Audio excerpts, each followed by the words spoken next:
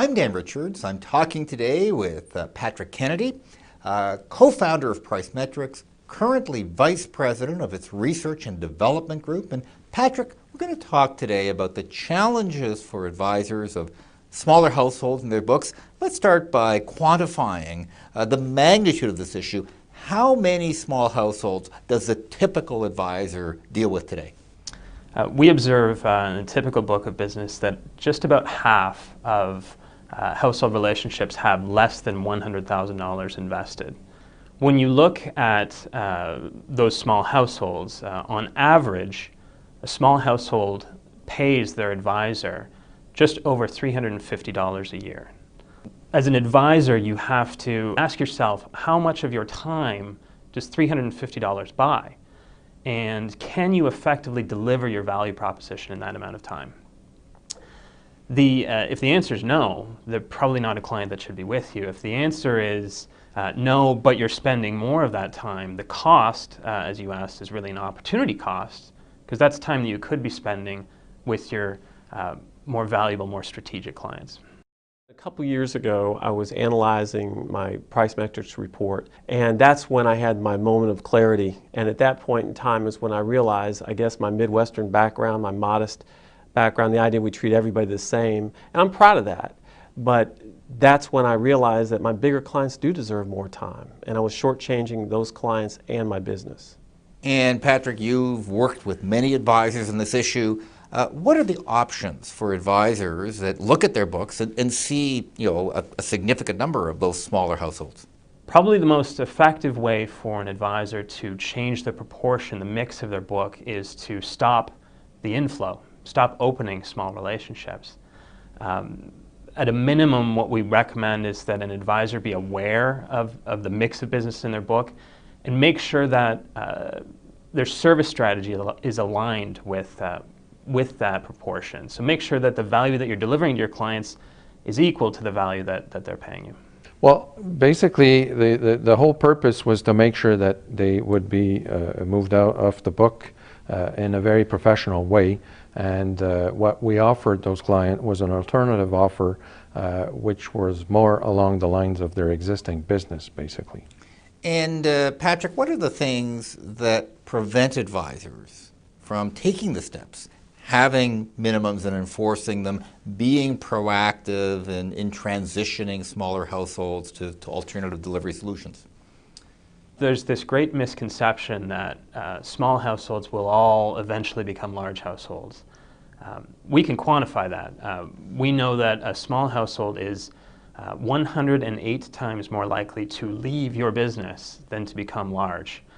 So if you're able to do it, that's great. We call that winning the small household lottery, and we don't recommend it as a strategy. I think the biggest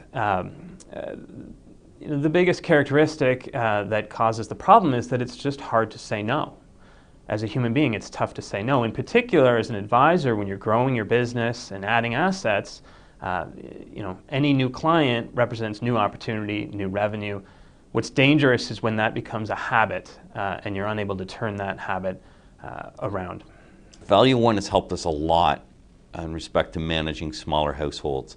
We're able to run reports that identifies households by asset size, also by revenue, and it allows us to really identify where there are no opportunities. It allows us to say, these don't suit our business model. And could you talk about what the things that PriceMetrix Value One does to help advisors deal with this small household challenge? It all begins with knowing. PriceMetrix helps our users understand the composition of their book. We help them understand the composition of other books, and we can help an advisor determine right down to the household level, the economics of that relationship. That will help an advisor develop a service strategy, perhaps aligned to a segmentation that we provide them. It'll help them identify candidates for cross-sell, perhaps candidates that may have assets elsewhere. We can even help them identify good candidates for discount brokerage. It was very good. They appreciated the attention that they were getting, that it wasn't from them calling us. It was us being proactive about their business and what we felt was for their best interest. The main reason for that change was really to improve the productivity and profitability. And what has allowed me to achieve was to bring the number of households from 300 to roughly 100 as we speak. And Valuon has really been critical in helping me do that transition. Patrick, you track the performance of over 15,000 advisors. Can you quantify what's happened to the revenue and the productivity of those advisors that have taken steps to deal with the small households in their books compared to those that haven't? At an aggregate level, we've seen our advisors move that proportion of small households from 60% 5 years ago to now under 50%. So that's a dramatic structural change. When you look at the individual drivers of that change, the advisors who've managed to reduce the proportion of small households by a meaningful level have seen an increase in revenue and assets that is 4 times that of the other group. So this same group ends up with fewer households, as it turns out, but more assets and more production. And that's a terrific story for an advisor. Patrick, thank you very much. Thanks, Dan.